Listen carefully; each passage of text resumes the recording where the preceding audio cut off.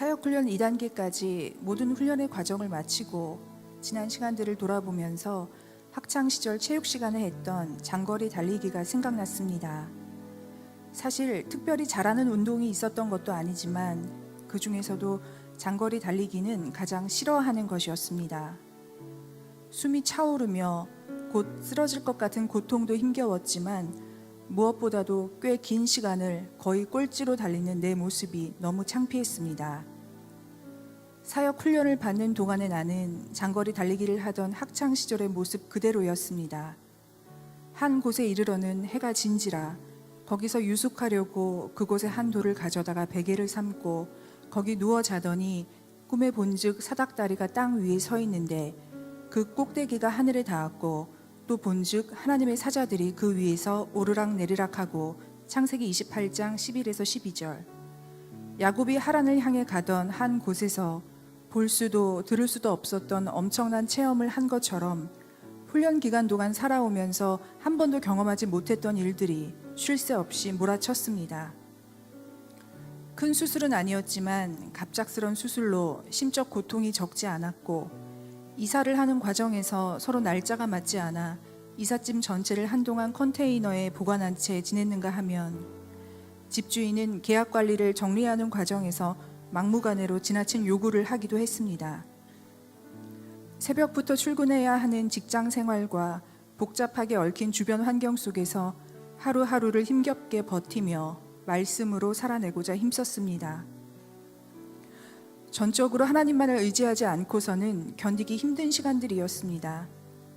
게다가 마감일 늦게까지 과제를 제출하지 못한 날이면 목사님께서는 어김없이 아직까지 과제를 보내지 않은 분은 내일까지 사무실에 과제를 제출해 주세요. 아직까지 독후감을 제출하지 않은 집사님은 이번 주까지 꼭 제출해 주세요 라고 하셨습니다. 야곱이 서원하여 이르되 하나님이 나와 함께 계셔서 내가 가는 이 길에서 나를 지키시고 먹을 떡과 입을 옷을 주시어 내가 평안히 아버지 집으로 돌아가게 하시오면 여호와께서 나의 하나님이 되실 것이요. 창세기 28장 20에서 21절. 그럼에도 불구하고 하나님의 은혜로 이렇게 훈련을 완주했습니다. 힘들게 훈련을 완주하고 나니 훈련을 주저하는 분들에게 격려할 말이 생겼습니다. 저같이 느리고 부족한 사람도 훈련을 받았잖아요. 집사님은 충분히 하실 수 있어요 라고 말입니다.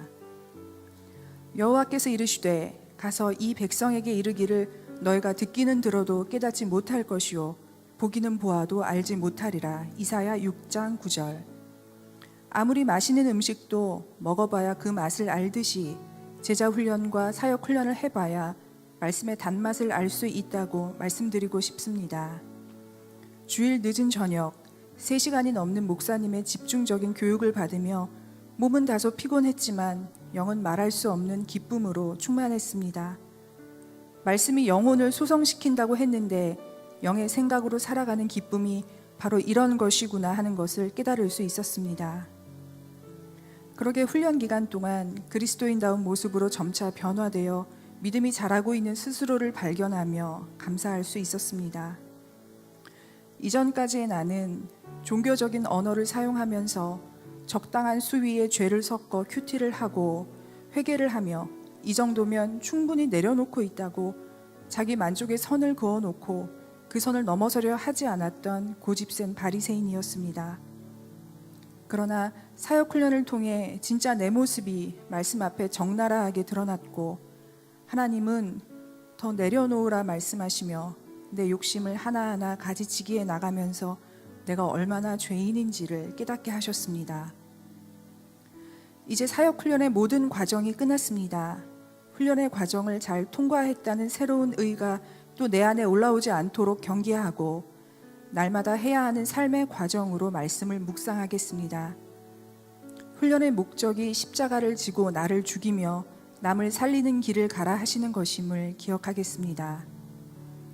훈련생 가운데 제일 끄트머리에서 겨우 붙어있던 나를 끝까지 이끌어주신 목사님께 감사드리며 모든 영광을 하나님께 돌립니다.